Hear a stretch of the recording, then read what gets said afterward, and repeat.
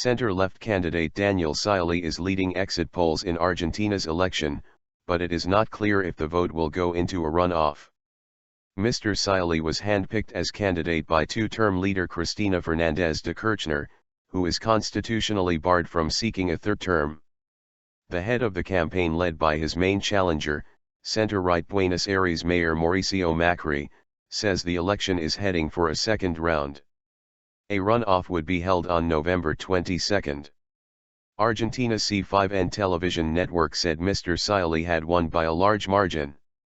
To win outright, a candidate needs 45% of the vote or a minimum of 40%, as well as a 10-point lead over the nearest rival.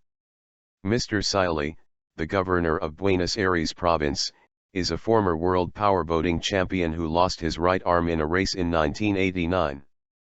Last week, he pledged tax cuts for workers earning under a certain income, a move expected to affect 500,000 people. He has also vowed to bring down Argentina's inflation to single digits in less than 4 years and promises to introduce policy changes to invigorate the economy. Another candidate, Sergio Massa, a former ally of Ms. Fernandez, is polling behind Mr. Macri.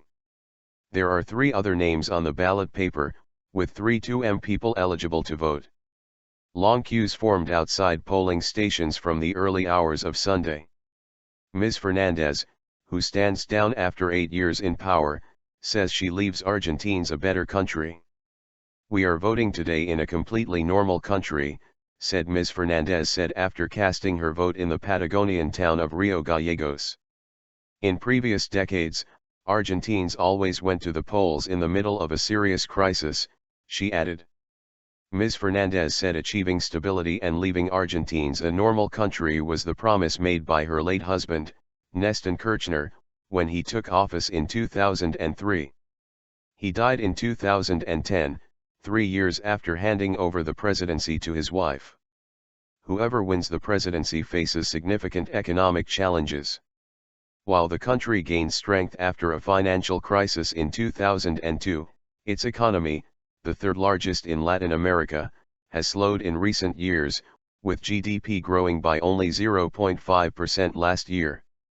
The government is also locked in a battle against American hedge funds who disagree with how it wants to restructure $100 billion, £65 billion, of debt on which it defaulted in 2001.